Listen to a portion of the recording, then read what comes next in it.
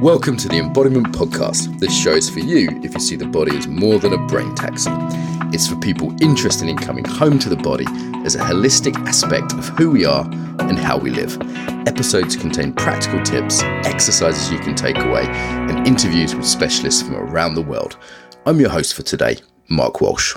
So on the show today, Adam Wilder. So Adam is a friend of mine who we had on the show back in like episode 3 or something. And I was having a great conversation with him on the phone the other day. And I thought, you know what, we should get him back just because it's interesting. And I think people will enjoy it. He is the founder of the Togetherness Festival, works with touch, coaches around intimacy, founder of the House of Togetherness in London, all things connecty. Adam, welcome. Thanks, Mark. Hi. How are you today? I'm okay, man. It's a bit grey outside, but I'm cooping up and I'm stocking up my house for the winter. It's that British November thing, isn't it? Where it's like windy and wet and rainy outside, and that urge to sort of go in. I think, you know, like, okay, my wife's here. I don't really want to leave the house today if I have to, you know? Yeah, that's it. I've got that as well. I'm preparing myself now for the winter, and then in January I'm going to walk the Camino de Compostela for 3 weeks. Through Spain, so I do want to get out and about, but I want it to be a bit drier. Yeah, got to get walking. I'm off to Israel next week to escape the grey, at least for a week, and get some inspiration there. Okay, so in terms of like your life story, very briefly, what got you interested in connection? I think that I was very disconnected when I was growing up, and I felt so like I had to fit in and be okay and survive. So I would change myself completely to try and fit in with what I thought was wanted and needed, you know, with family, with friends, etc. And, you know, that's how I learned to survive.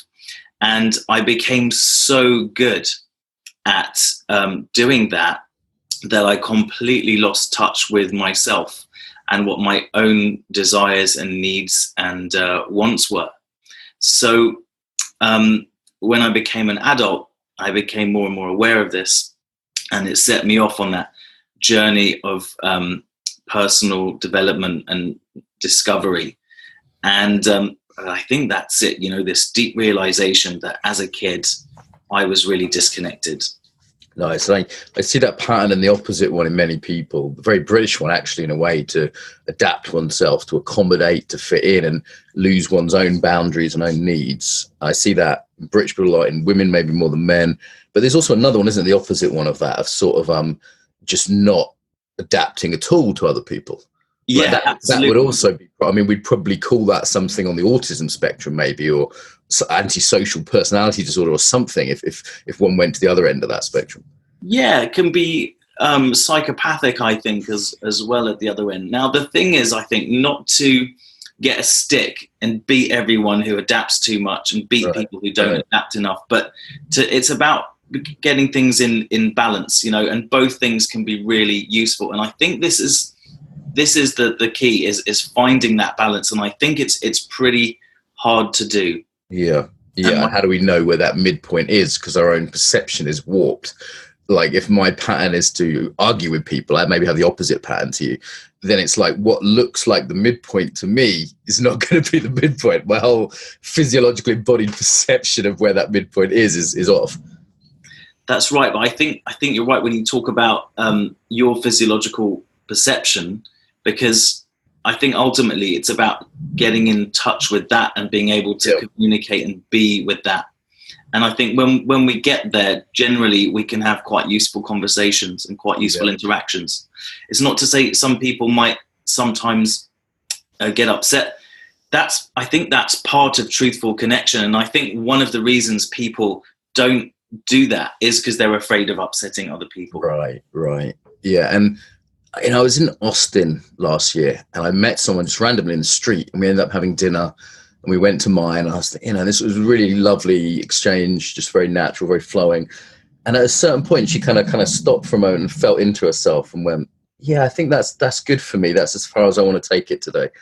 And it was so nice because this person was able to tune into themselves, and they were able to express it in a way that was like really clean. Like it didn't feel like a rejection of me as a person. It didn't feel like an attack. She didn't leave it too late or get defensive and do it when it was not necessary. It was just her feeling into her needs and how she really was. And then we just kind of like put our clothes back on and spent a pleasant rest of the evening together, just hanging out and chatting. And I kind of had this feeling like, this is so weird. This is so weird. This has happened to me so rarely, and it's so wonderful. And why is this very normal thing, someone just being in tune with themselves, actually so rare? And I meet embodiment people, right? And it's still pretty rare. Yeah, it's amazing. I think our social conditioning, and deep down, we want to connect with others and we want to adapt. We want to fit in. And maybe that comes from really far back down the evolutionary spectrum, where if we weren't part of that group, if we were rejected, it could mean death, you know? And so those feelings can be very strong. It's beautiful when someone can express themselves and meet their own needs. Then you can relax, then you can trust them, then you can, you know, you can be okay together, because you don't have to spend all your time worrying about how are they doing, you know, they can. And this is pretty gendered, right? I think this is something which isn't being spoken about much, which is, as a man, I want to be able to relax and trust someone's line, because it's, yes, it can be going the other way, gendered, of course, but often it is us men who are making advances, whether that's asking for someone's phone number or something physical or whatever. And actually just being able to relax into it and go, okay, this person has great boundaries. They're going to say no or tell me to bugger off even, you know, like if something's not okay. And I just kind of breathe a sigh of relief when I realize I'm in not only a romantic situation like that, but even just with a business colleague who I know isn't going to let me take the piss out of them in the contract, and they're going to look after look after themselves that way. Well, that's absolutely right. And I think you're right to bring up the business, because it's not just in sexual interactions. And by the way, this could be with your partner for years. I heard this lovely story once. It's a German folk story with a bagel, right? And the man who he loves the top half of the bagel, and every day he goes and buys a fresh one, and he gives his wife the top half of the bagel, and he eats the bottom half of the bagel, which he doesn't like, because he thinks that she likes the top half, but she doesn't. She prefers the bottom half. And for 20 years, they're living together, eating the different parts of the bagel, because they don't have a conversation around what their actual needs and wants are. I think with business, with family, I think when you get in touch with this sense of individuation, the sense of personal sovereignty, it's actually quite handy to learn it through methods of touch, because it really gets in your neurology.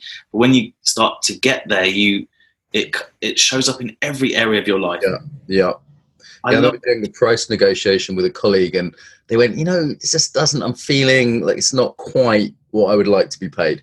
And I wanted them to come feeling really generous and feeling like they were well compensated. And that's not a small thing for me or for them. And the difference was like £250 or something. It wasn't a huge difference, but it was a sort of, again, this negotiation of what feels good for me, in that. And it was like, I'm so glad that they asked for that extra £250 rather than resentfully being there feeling underpaid, because they probably would have done it anyway, Yeah, you don't want people to feel resentful, and it builds up and it comes out in these weird ways. And suddenly they'll go, actually, you know what, Mark, I don't like working with you. And, the thing with this negotiation stuff as well, I think it's really good to have hard limits. So I think I used to be really pleasing and adapting. And now I really know, like, actually, this is how much we can afford for this. And can you do it for that?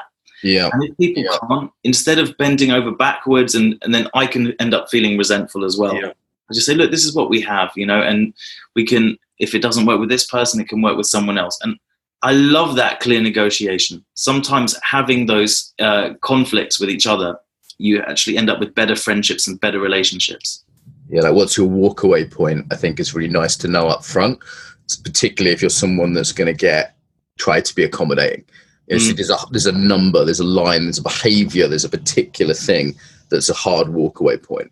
And I think that's super useful. And there's also this wonderful saying that every resentment is a boundary you didn't set or a request you didn't make.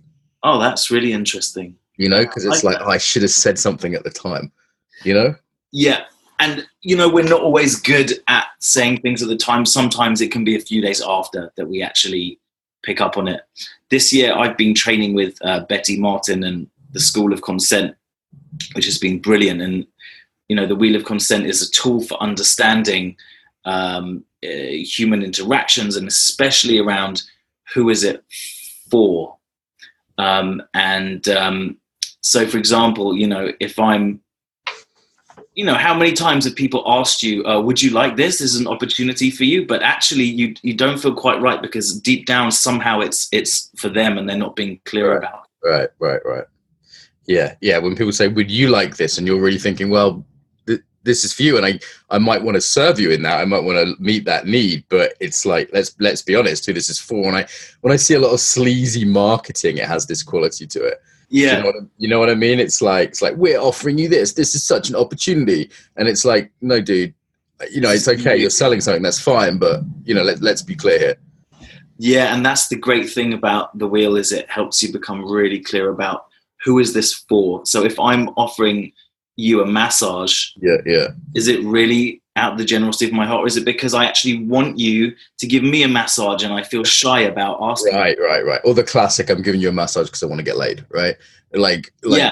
This is really like a trick into something. I think people have a felt sense of that, don't they? They do, and they feel uncomfortable around it, but generally we go along with these things.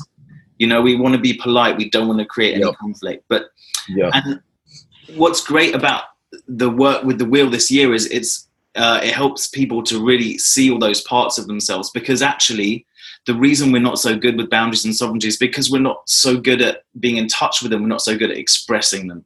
Yeah. And people don't, you know, we might think, well, consent's really obvious. It's yes or no, but there's a bit more to it than that. You know, maybe let's get into the wheel of consent a bit more. And just last night I had an experience that I was doing a training at London Business School, and someone came in and said, I need to clean now. And we were right in the middle of the training, and we had the place booked for another hour, and it was, you know, very clearly contracted, and the local sort of host said, you know, worked for the school, said, you know, I'm sorry, we're doing a training. And the woman just kept coming in. And I just said to her, no, really, we're doing a training now. You need to leave. And she was like, oh, well, I have to do the cleaning now. And it was just that she just wasn't accepting this no, even though it was polite, it was firm. And I thought, wow, that is just pretty normal. And this was not someone in a position of power. You know, this was someone who, you know, I guess was a cleaner there who wasn't like, you know, super boss. And she was just like, no, fuck you. It was like, wow, okay. And that's part of life. That's very interesting. This is the thing that people try and avoid. What happens when two people have different ideas of what's right and wrong or what should happen? And I don't really know. I think we're starting to discover that a bit more in culture now. Hopefully we're starting to have more interesting conversations around it instead of just like, you're a Nazi kind of conversations. I'd hope so. I mean, in that situation, you could also argue that she was setting the boundary. You know, it's her job, and we're in the space that she's been paid to look after. You know, Is it me setting the boundary or her setting the boundary? How does that work? Well, you were both setting your limits, I think, and so she just carried on. And was it disrupting to the work? Did you? Yeah, we're in the middle of a sensitive kind of meditative process. Did you start hoovering? No, she was going that way, but. So did she leave in the end? In the end, what I asked the person, because I'm a guest there, you know, so I asked the person who worked for the organisation to have a word with her just outside the door. And then they came to some sort of agreement that was not disruptive, and I guess was agreeable to her as well, you know, that she wasn't shouting or anything. And they managed to come to some sort of agreement outside of the room. But it was just one of those little instances of like, okay, am I abusing my power with this poor cleaner who, you know, probably doesn't get paid much and just wants to go home because it's 7 p.m. in the evening and might not have been told we had the room booked late?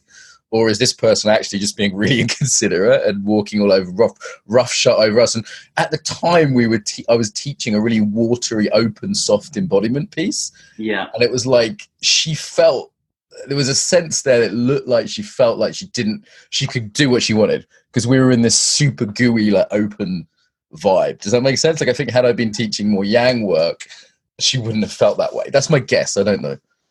It's very interesting. It's a good example for people to reflect on, because I wonder how many people listening to the podcast now is it, oh yeah, you just carry on. Just don't do anything too noisy for now, please. And because of that sense of being responsible for her. Right. And I think getting in a lot of, this is such a big question. Like, who are we responsible for, Mark? You know, living in this country, having, you know, the work that we do. Who are we responsible for? Are we responsible for ourselves? Are we responsible for other people's feelings, how far away are we responsible for people? Well, this common thing is now is you hurt my feelings, right? So you are responsible, and my feelings are a result of your words and actions. So that's one extreme. And on the other extreme, it's like, well, fuck you. I can say what I want because your feelings are your business and had nothing to do with me. Just pure inconsiderateness. And I go, well, neither of those really works. Like, you can't make me angry on one hand, but on the other hand, you know, I would like you to consider my feelings. And yet, I did a talk recently, and a lady put her hand up and said, there was an example, I think, about turning someone down who asked you for a dance. I mean, it's quite a broad example. And she said that she never turns anyone down because she doesn't want to hurt their feelings. Yeah. So she feels responsible for their feelings. She feels responsible for them. And that can go up, you know, into sexuality, can go up into your job, into your relationship with your family. Yeah. Every area of your life. And it's right now we're talking about it in my organization. We talk about it as sovereignty. We say, stay sovereign, baby. And it's about being in touch with your needs and setting limits. Jung spoke about individuation. Yeah. And it's about integrating those parts of ourselves. The part of myself that culturally I'm ashamed of setting limits because it might upset other people, and I shouldn't upset other people, and I don't want to be rejected. The parts of me, like, I shouldn't get angry because anger isn't acceptable. The parts of me, you know, I'm not allowed to have a day off because I need to be productive. So taking those bits, integrating them in, and communicating from the whole, so we're less concerned about other people's feelings, not in a way like you were saying that's just like, you know, fuck you everyone, I'm going to do what I want, but in a way which is respectful to yourself. So this word sovereignty, I mean, this is what we said we'd talk about. I've been hearing it more and more. You know, it's got a sort of regal quality to it. What does it mean, sovereignty? It means being the ultimate ruler. Right. And so, you know, the queen is the sovereign because she's not really anymore, but the sovereign ruler of the United Kingdom. Yeah. But it's about being your own sovereign ruler. Right. So even though there's people who are saying, you know, Mark, you should really become a baker. You know, that's really what the world needs right now. Okay. And you're like, no, fuck you. I'm not going to become a baker. I'm going to do the embodiment conference. And with our own bodies, it's quite obvious, I think, isn't it? Or perhaps I hope obvious that my body is my business. You know, no one gets to touch me if I don't want them to. And that's the definition of violence, is when that sovereignty is broken, right? Like when someone's doing something to me against my will. Absolutely. Yeah. And the physical acts. And the thing is that when we're growing up, of course, lots of things happen to us that we don't have control over. Of course, your mum doesn't go, right, you know, if you don't brush your teeth, your parents probably, you know, brush them for you, or they kind of make you brush them. And some of those things can be useful, but the downside is that as we grow up, we learn to adapt to situations, and we don't learn to choose. Yeah, my policy with children is to give them sovereignty every chance I can get, you know, but I also don't see it working when I see the very liberal approach of giving children, you know, do you want to go to school today, honey? You know, it's like, I don't see that working either. So there's almost this inevitable loss of a certain amount of sovereignty as one grows up. Yeah. I remember some years ago, I was in a shop and I bought 2 ice creams, and this kid looked up at me with amazement, like, oh, I could just buy 2 ice creams. I said, don't worry, mate, when you're my age, you can buy as many as you like. The freedom, the power, and then what do we do with that? And so this idea of sovereignty, like, I've got my own body. I was in a swimming pool in Aspire a few days ago, and I started just doing some movements, you know, and there was a sign up like no messing around kind of thing, you know. And I was thinking, but this is my body. I'm not hurting anyone. I'm not impacting anyone. You know, I'm not splashing people or drowning anyone. And I just thought, well, this is entirely my business. And did they come up to you and say, what are you doing? No, they just gave me a stern look because it's Britain and they disapproved. And I just gave them a I don't give a fuck look back.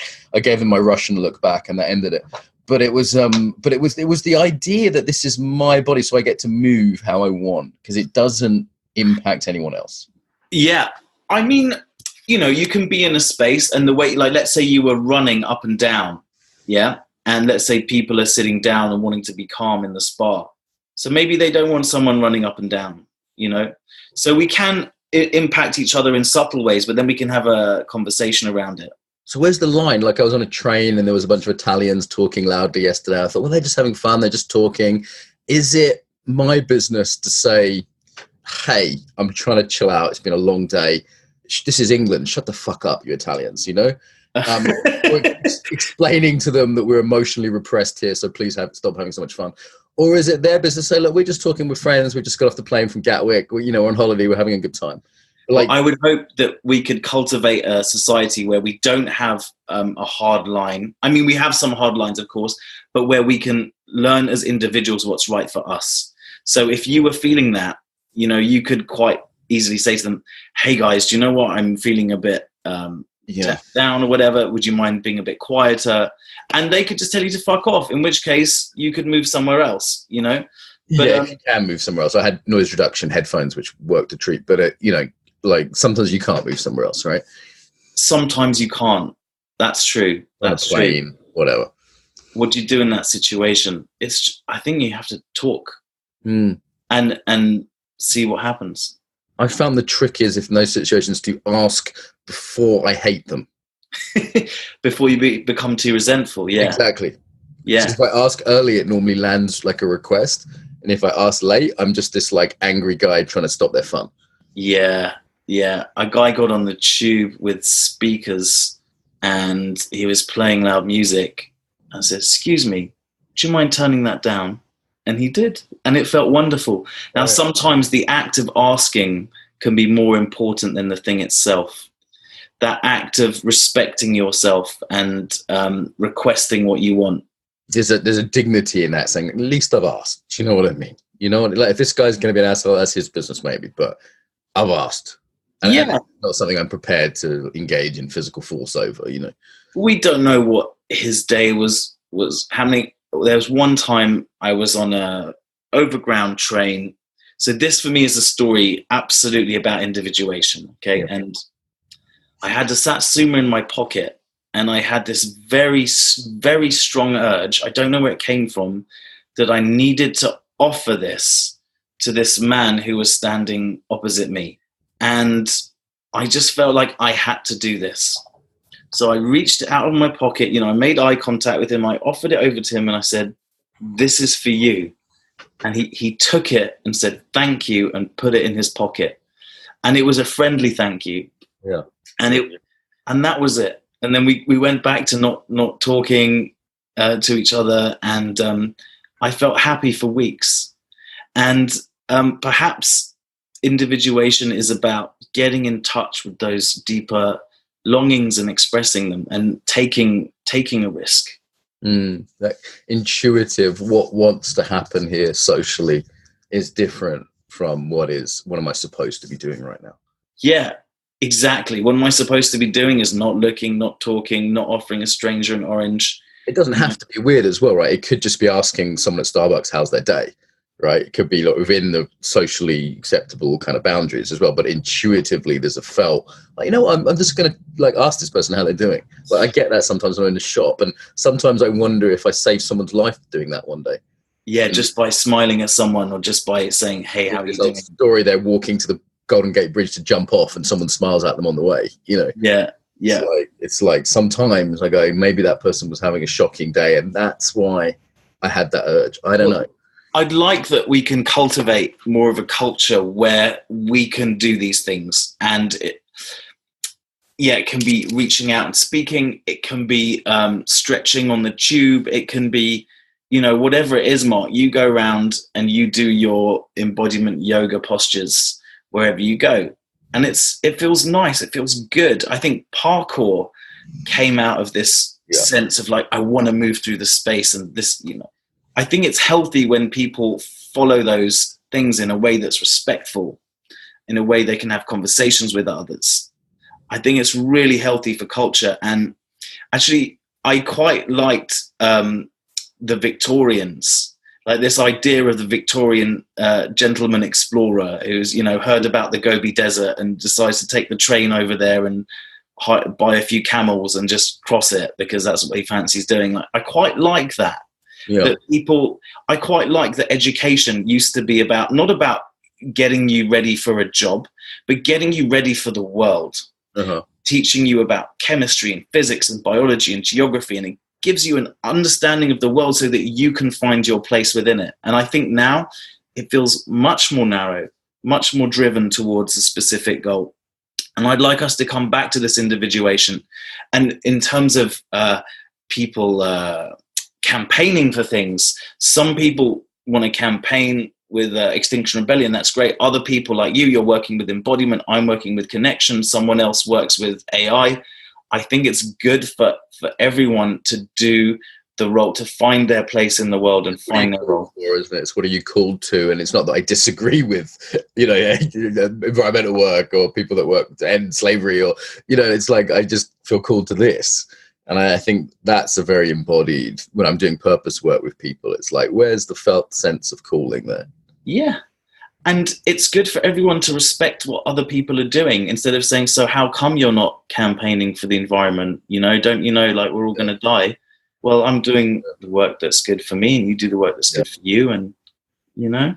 Yeah, no, I get it. Go on. Well, I think it just can become another societal, you should, you must, you this, you that. Whereas I think we need to learn more to choose. And that's, to me, what individuation is. So this idea of sovereignty, then, how would you, let's do another, I just want another take on it. How would you, if someone said to you, what sovereignty, you're doing a workshop on it next week, what would you say? It's about getting in touch with your longing and your limits. Yeah. And learning to choose when to communicate them, essentially. And what I see sometimes is when people are learning this, there's a sort of overshoot into the obnoxious. There's a sort of, I'm the boss of me. It could be like a teenage quality, you know, because teenagers are learning that, aren't they? You know, they're coming out of childhood. There can be a sort of, I see this a lot in conscious dance. I see it a lot in Berlin when I'm there.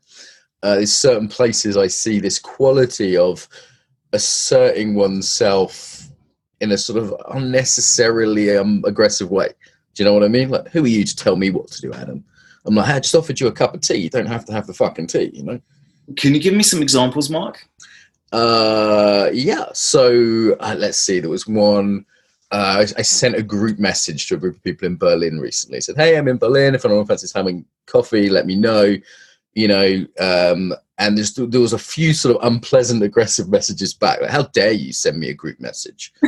And I was like, okay, I just thought that was the easiest way to do it. Sorry if it, and it wasn't spam. These are people that, you know, I knew or wanted to be in contact with. And it was just sort of like it was like, I was like, okay, I'm sorry if that was unpleasant for you, you know, like I wasn't expecting this strong pushback, and they somehow felt like it was intrusive to their Facebook, you know, autonomy or something. Yeah. But I think that's really interesting, this intrusion into our lives, that we have no sovereignty anymore in terms of our digital stuff. Right. You know, I don't like getting group messages. I don't like the constant pinging. You know, some people have this character trait where they don't like any unread emails in their inbox, right? Any unread notifications and stuff. And so for people like that, it's a nightmare to receive a group message. Right. And the email one's another interesting one. Like, if I get a long email, I'll just message back saying too long, because I haven't agreed to read that email. Yeah. I have that over that. I have that with WhatsApp. You know what? Maximum WhatsApp voice message, 1 minute maximum, usually like 30 seconds, because people just. Okay, I didn't know that one. I've been leaving you 2 minute WhatsApp voice messages, Adam. I'll cut it down in future. Yeah, usually I just say to people, you know, hey guys, I won't listen to anything longer than a minute, because it feels like an intrusion into my time, and I might not want to listen to that whole message. There isn't a societal norm around this, is there?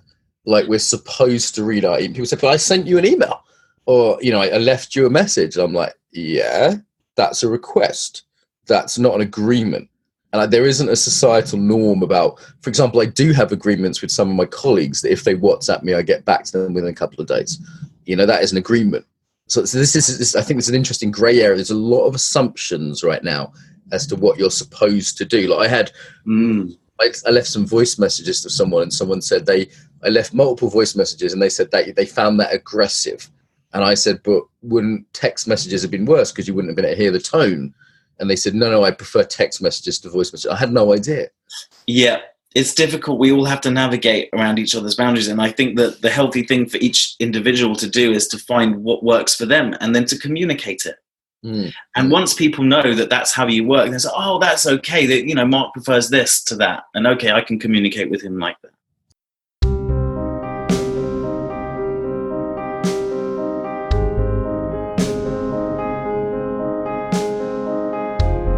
Quick interruption to tell you about my book, Embodiment. Creatively named, hey? Actually, Embodiment Moving Beyond Mindfulness. You can find this online at theembodimentbook.com. That's theembodimentbook.com. So this book is an introduction to the whole field. If you like these interviews, you'll probably love this book. Funny stuff, poems, personal stories from my life, illustrating what embodiment's all about, and loads for professionals in the field too. Top teaching tips, language tips, that kind of thing. Yeah, a real condensation of everything I've learned about embodiment, basically. So you can get pre-orders at Amazon.com, and if you just put in Embodiment Moving Beyond Mindfulness, that's the name of the book, or go to theembodimentbook.com. On there, you'll see quotes from various teachers, a bunch of fun illustrations, and you can also get the first chapter completely free online at theembodimentbook.com. Enjoy, and back to the interview.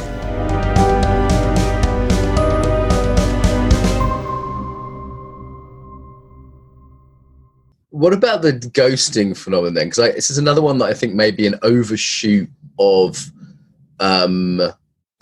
agency, an overshoot of sovereignty. That the idea is now spread that I owe you nothing, not even civility. So if I want to stop communicating with you at any time, for any reason, no matter what our relationship has been, and no matter how small a thing you have done, I can now just block you and never message you again. Because you are disposable and I am sovereign, so fuck you. This is increasingly something I'm seeing. And from grown-up people, from people who aren't timid, I get it if someone's scared to message back. I get it if there's been real abuse in a relationship. I just don't fucking get it when it's grown-ups who have long-term relationships, friendships, business relationships. It's happened to me a few times now. That's very interesting. Ideally, we can complete the circle. So if I don't want to talk to you anymore, I might say, hey, Mark, listen, actually, I don't really want to talk to you anymore. And this is why. And I hope you respect that. And, and you just part company as people. But the thing is that I've had that message as a text message. And part of me has gone, you know what? I get you don't owe me this, but human dignity, completion, does this not require at least a brief conversation for the sake of just treating each other decently? Like, for example, me and you have been mates for a while. We've done a few business things. If you just sent me a text one day telling me, that's it, Mark, I didn't like what you said about pigeons the other day on Facebook, we're done. I'd be like, dude, it's okay if you want to stop being my mate, but pick up the phone. Let's have a completion conversation. Yeah, well, I think it's up to the individual, actually. So if they want to do it by text, then that might not be what you want, but, maybe that's what they want. And perhaps you could then respond to them and say, actually, you know what, I got this text and I understand, but I feel a bit hurt by it because I would rather that it was a phone call, but I respect your decision. I think the thing you're missing, I'm going to disagree with you here, is civility. So I think, yes, we have this basic right. Equally, the opposite end of the spectrum is I can just ask for what I want, right? Like I could go out into Brighton, walk up to 100 women today and say, hello, it's lovely to meet you. Do you fancy a shag? Mm-hmm. And that would be perfectly respectable in terms of, I'm not there. I'm just asking for something. It's no problem. But it's not civil. And the same with ending conversations by text messages. It's not civil. So I think there needs to be this balancing value. That's very interesting. And so we run this Togetherness immersion, which is 4 days of living with sovereignty and kind of doing deep work during the day, and then the evenings more like celebration. And we were talking the whole time about sovereignty, stay sovereign, and what happened is, for some, mainly for the women, they felt more that they had to just not make a fuss about stuff and just deal with it and be in their sovereignty. And we have this be well area they would go. And for some of the guys, they felt like it meant that they could just go and ask for what they want whenever they wanted. Like this was just like a small amount of cases, but it was very interesting. And I think you do need to have tact and civility, and I think you have to really be a bit more sensitive to the people around you. But this is an interesting one, because I kind of, maybe this shows my bias, Mark, because I think if someone wants to split up with you by a text message, I think that's okay. But if you go out and ask 100 women for a shag, I don't think that's okay. So. What's the difference in terms of, you know, for me, they're both the same in terms of lacking basic standards of civility. They do lack. I think, yeah, man, this is my bias. So why is it not so okay?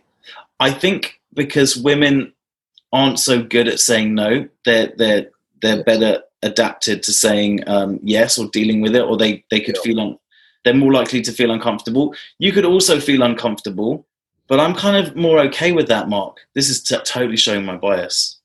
I'm really I've made, I don't know how much I want to say on air, but I've made mistakes with this. Not assaulting anyone, of course, but just being very open. Because I kind of have this point of view that other people's feelings are mostly their responsibility. And I can be, and I haven't done, you know, the example I just said, but, you know, I have been in social situations where I've been flirty, or I've been very open. I've been like, look, I find you attractive, you know, are you interested in anything else? And all within the realms of consent, all within the realms of, I'd say, politeness, actually. And yet that people would say, I'm upset about this, I'm going to make a complaint about this, you've made me feel uncomfortable. And I go, oh, where's that line? And the other thing that's part of this, which is very un-PC to talk about, is this power in ambiguity, particularly for women. Like, in terms of a situation of ambiguity, that puts the power on the people who are being, it gives more power to the people who are being asked rather than the people who are asking. Okay, that's true. And I think that we're dealing with this mega cultural thing. We've talked about how we don't get to choose as kids. We've talked about how we learn to adapt.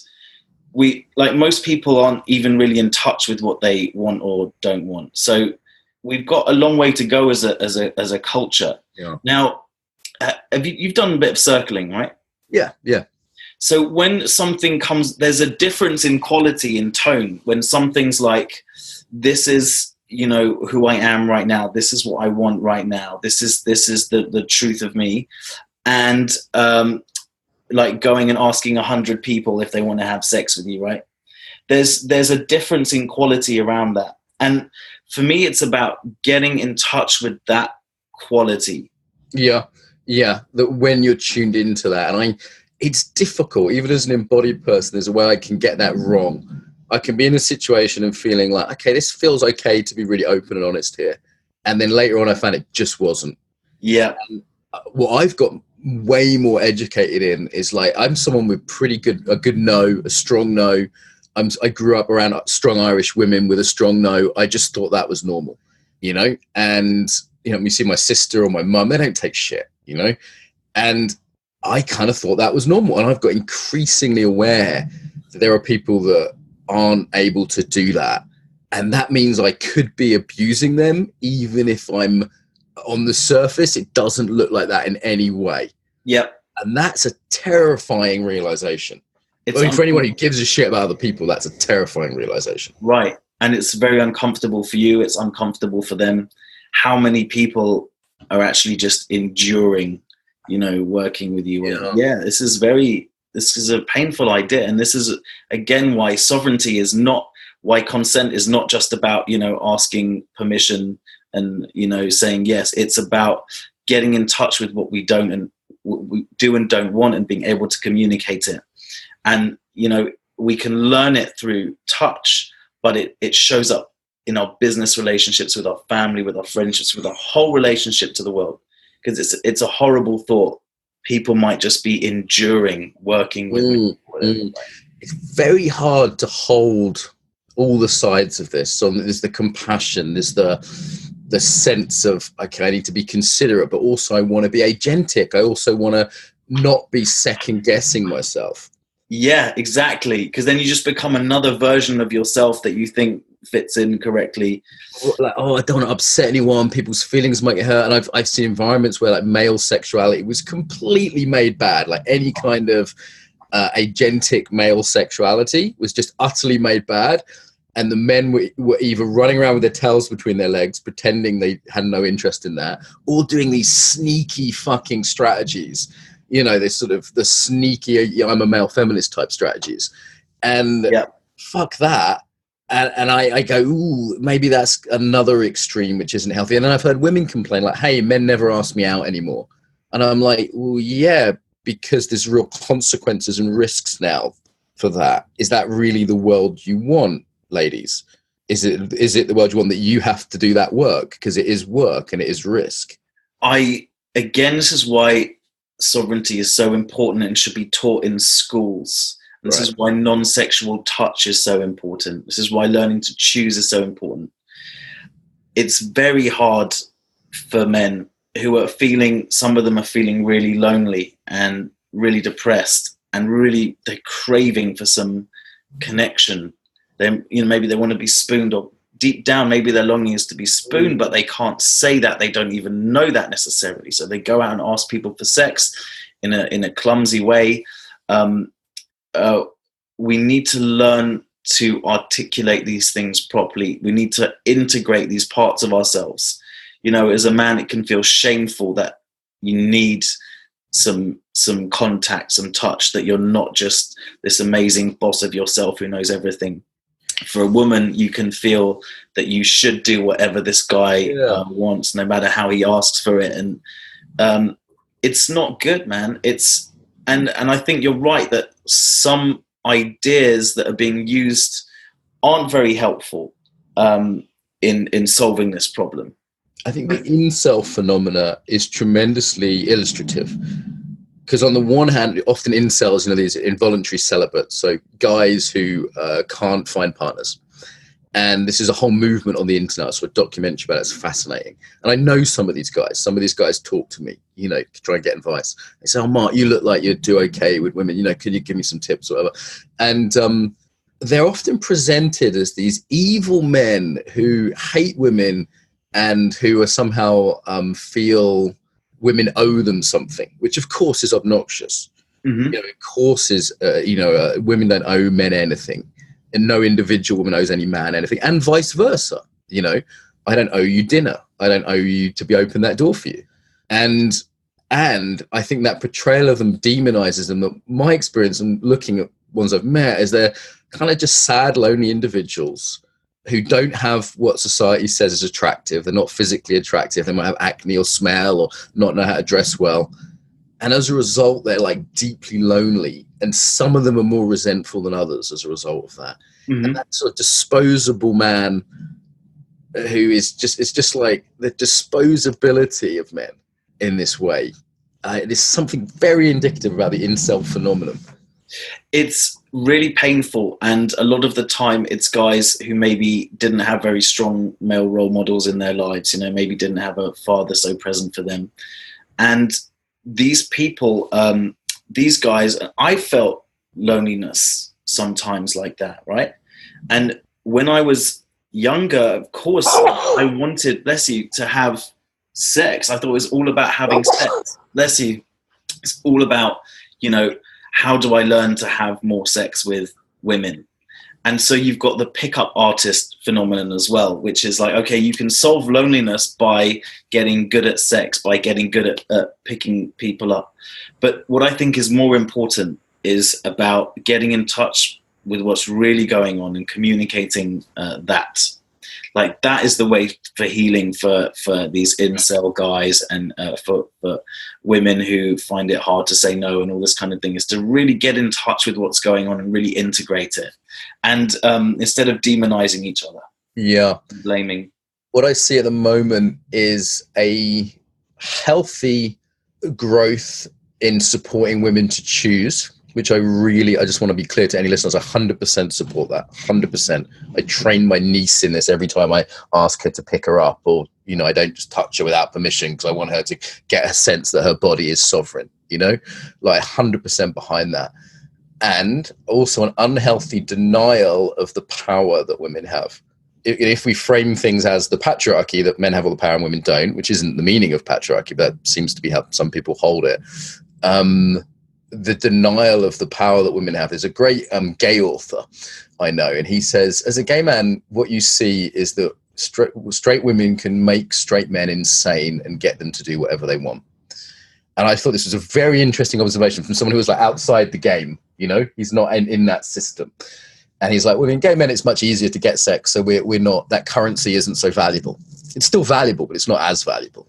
And he says the power that straight women have over straight men is phenomenal and somehow is denied now. And I find that a very interesting balance to the stuff we've been talking about consent. And again, I'm reiterating this before the angry letters come in. Yeah. Around boundaries of consent and being able to say no and being educated in that. Like, that's in shadow right now. I find that the framing of the patriarchy, I think it has limited value. And in a way, when these things set us up against each other, I don't think it really helps progress things. You know, when we just build more resentment against these these women who are really powerful and they're just not owning their, you know, not holding their power, and these guys who are being obnoxious. And I think we need to come down and integrate, and, you know, where's it coming from? Where is this coming from? This want to you know, to hurt or to be obnoxious or to, you know, we have to get into that and own it as part of ourselves and not be ashamed about it, develop a relationship with it, because otherwise it comes out sideways. And I think that's what's happening now. When you say there's this denial of power, this denial of things comes out, and it's, you know, it can be very castrating for men, it can be very repressing for women, and we need to own our shit. You know, we're 360, you know, 4-dimensional whatever beings. And we need to own all these parts of ourselves to have a real conversation with each other. There is this personal work that's quite painful. You know, like for a long time, my relationships with all men on the planet were negatively impacted by my internal psychological relationship to my father. Mm-hmm. And when I healed that, all of a sudden I started having better relationships with men. And, you know, now I'm realizing, like, okay, have I really forgiven my first love who broke my heart at 17? You know, and I'm writing my book and she's in there and I'm like, wow, there's still something there 23 years later. And, you know, am I in some way a little bit angry with my mum in a way that I take out on my wife or my lover? Like, wow, look at that. That's fucked. And that is my responsibility. That 100% is my responsibility, because it ain't the fault of the men and women in my life now. Yeah, that's really interesting. And maybe you don't have to go around and try and heal every last thing because it's bottomless, you know, that will... The therapy never... but how will the therapist keep making money out of it if at some point when the therapy's over? But I think what is good is to start noticing these relationships. Oh, yeah, sometimes I'm a bit like this, and I think that's why. And okay, when I'm doing that, I can notice myself doing that. And the more, you know, when we start noticing these patterns that we have, we start catching them, you know, first time we catch it, you know, the day after, and, you know, and it comes to the point where we can catch ourselves as we're doing it or before we've done it, just thinking about it. And that's healthy. Yeah, but the Portia Nelson poem called Hole is very good for this. You know, you walk down the street, you fall into the hole, and then you know you're about to fall in the hole, then you're, you know, and eventually you walk down a different street. But there's a sort of painful period in the middle where you're walking directly towards the hole, you know about it, and you're going to fall in it anyway. It's tricky because our personalities are designed to head towards pleasure and avoid pain. So, you know, we're programmed not to do this work, basically. We're programmed to avoid difficult. Yeah, I slept and didn't get to the gym this morning. I get it. I was like, it's raining, I'm tired. I'll get later, maybe, after I talk to Adam. So what's the lead edge here? Because I am encouraged. I'm discouraged, depressed, and somewhat scared by mainstream culture. But I'm encouraged when I talk to people on the leading edge, whether that's Norwegian men's workers or my Swedish tantra friends or you or, Jamie Cato's making this film on the healing of men and women. And I am encouraged that there seems to be a move towards ending divisiveness, like the war of the sexes, the gender war. And I also go, what vested interests are there in the gender war, of turning daughters against their father, fathers sending their daughters to universities and the universities make them hate their fathers. It's like there's something, there are a vested interest in that, but I do feel hopeful. I think this modern gender war, it would be lovely to fix that so that we're not resenting and hating each other all the time. Now, on the other hand, if you look at older cultures and civilizations, they all knew that there's going to be resentment between men and women, but They didn't hide it. They didn't try and brush it under the carpet. They worked with it, and they had specific rituals where they would honor this and act it out, actually, in ritual. What does that look like? It means, when you do a ritual, you're taking elements of something that's you're taking what's true and you're playing it so that it doesn't play you. So when you're playing out this resentment that women feel towards men, and then men get to play out this other part, and then at the end, it's all seen, it's all heard, and we can live happily ever after for another year, until we do the ritual again. So we dress each other up as our Irish and Jewish mothers and feed each other till the other one pops, and turn it into a kind of a feeding ritual. Maybe not like that. I mean, here's the thing, right? Just fucking with you, man. Here's the thing: is that these cultures develop these rituals over thousands and thousands of years. Yeah. And it's difficult to recreate them now. I think this deserves mention to cut ourselves some slack, that the way gender is now is so new. It's like yesterday something was totally different. It's so, the relationship between men and women is so new. Even if we look at like the pill and, I don't know, women going to the workplace in the 50s and 60s. Yeah. So new that we haven't yet got the rituals. We haven't yet got the language. We haven't yet got the norms to deal with it. You know what I mean? Like, nobody knows how to do dating now. Nobody knows how to do in the workplace now. So we need to give ourselves be a bit forgiving that we're catching up here, We absolutely do. And the thing that's missing is we're not upholding the goodness in each other.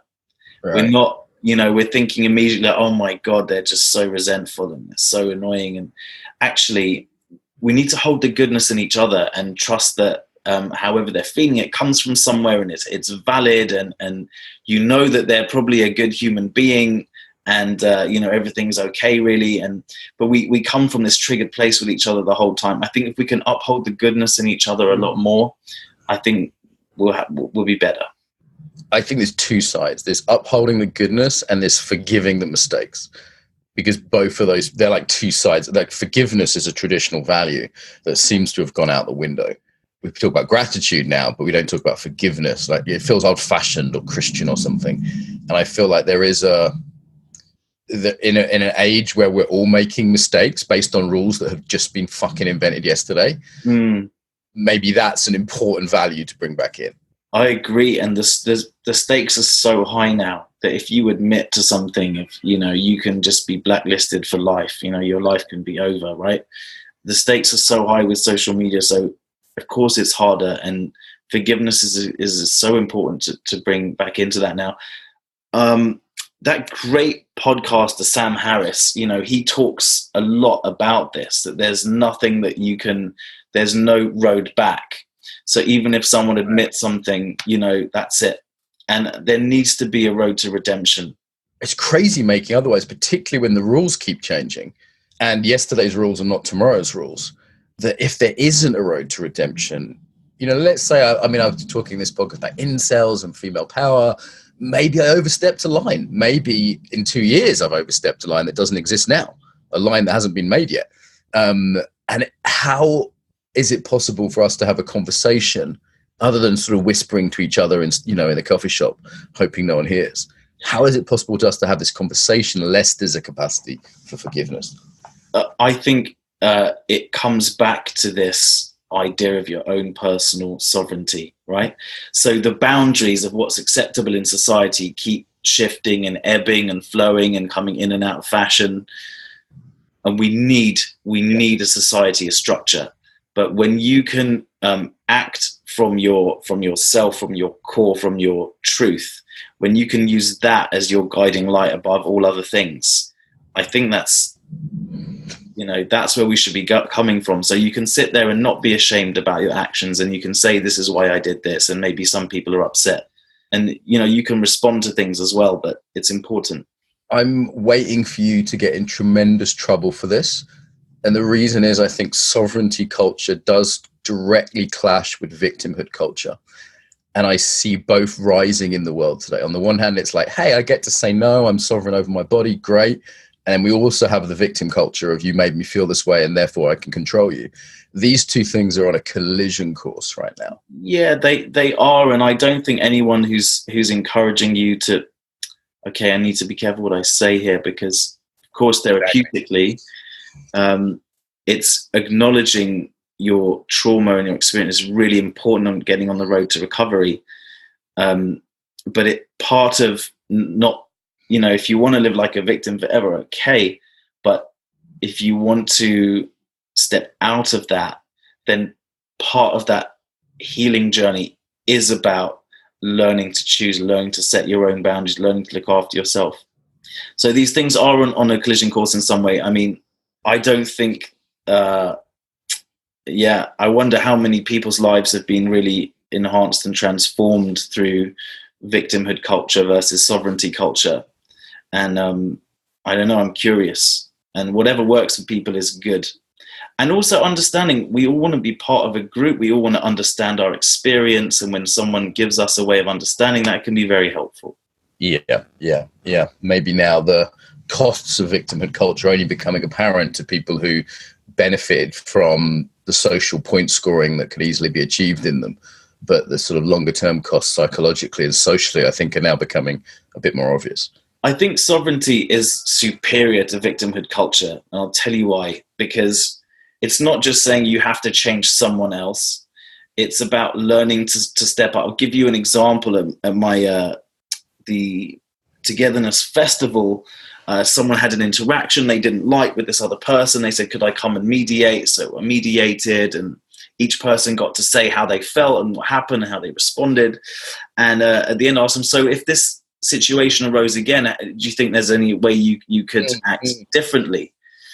And this person said, yeah, actually I could say this and I could say this. And actually I can think of a few places in my life right now where I want to say things.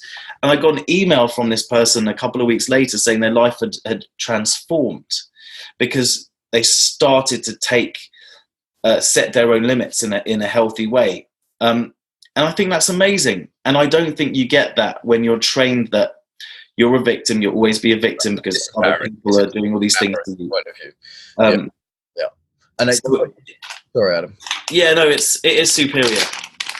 Great. I love hearing something superior in a postmodern world. It's so nice to hear such a bold statement.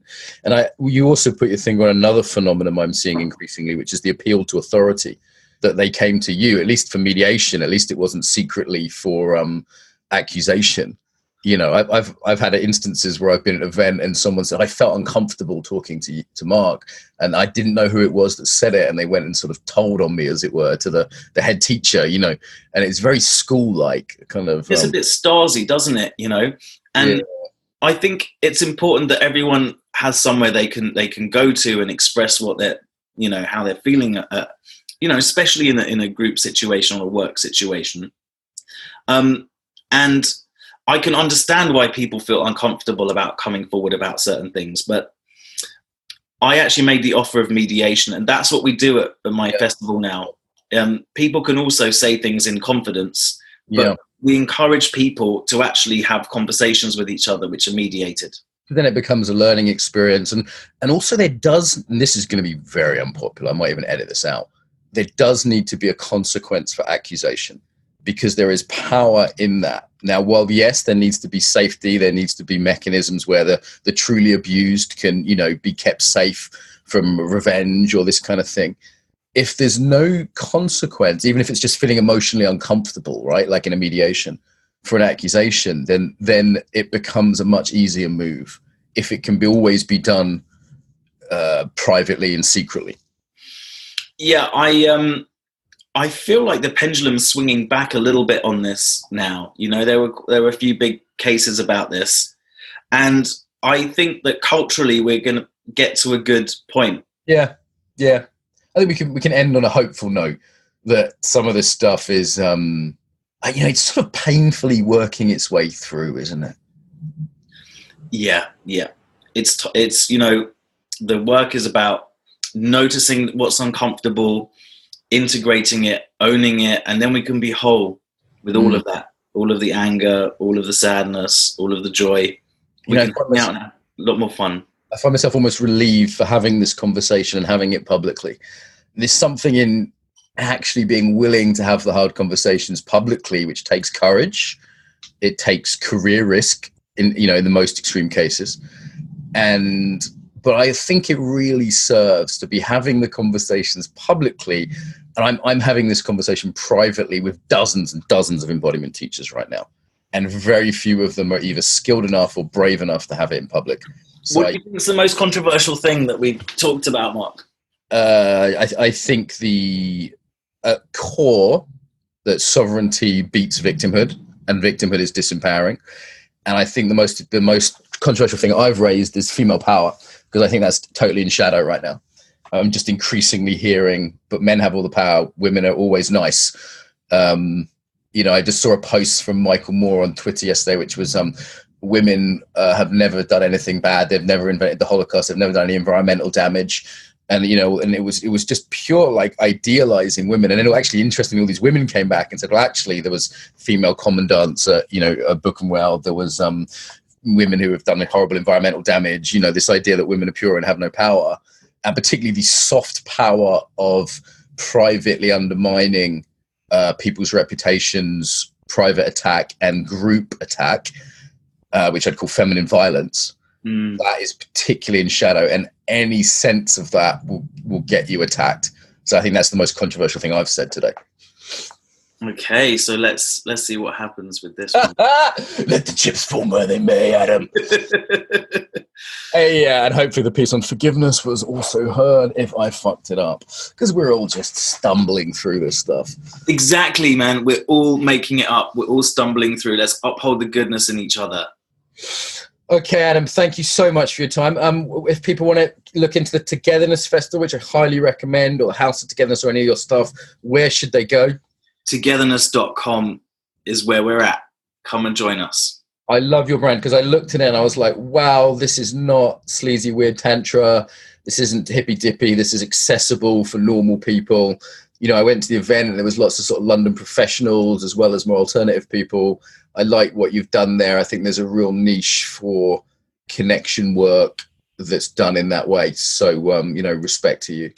Thanks so much, Mark. Good to speak to you today. Cheers, man. Bye. Some ways to get more, to give back, and to get more involved now. So the biggest request I have would be to share the podcast with your friends, people that you think would really enjoy it. Email it to them, put it on your social media, tell them about it, old school. Really appreciate that. Equally, if you want to support us financially, you can go to Patreon. That's patreon.com/embodiment podcast and give us $1 an episode. And I'd say they're well worth $1. So that's less than £1 if you're in UK-ish. So yeah, please go there. On the embodifacilitator.com website is where this is hosted. Most people I think listen to for iTunes. iTunes, we'd certainly appreciate a review. The way iTunes works means that a review means more people will find it. iTunes regards it as more important for searches. So even a couple of sentences review really does help as a little thank you to us. And if you want to go to embodifacilitator.com, you can see the actual, links to the sites. there's comments on there. The Facebook group tends to be where people discuss things. So if you go to put in the Embodiment podcast into Facebook, there's a page which is relatively quiet and a group which does have some discussion on. So I will reply to things personally there. So also on embodiedfacilitator.com website, there's all sorts of freebies there. There's videos, there's free ebooks, there's ebooks you can buy. And of course, there's our newsletter list. If you want to stay in touch and learn about things like the Embodied Facilitator course and our next Embodied Yoga Principles teacher training, then go to that website and you'll see a little pop-up and you can get the newsletter through there. Okay, so I think they're the main ones. Tell your friends, pay us some money on Patreon, give us a review on iTunes, send us your email if you want to be on the newsletter list, and get involved on the Facebook there. Bit long. Pick whatever you like that works for you. Until next time, welcome home to the body.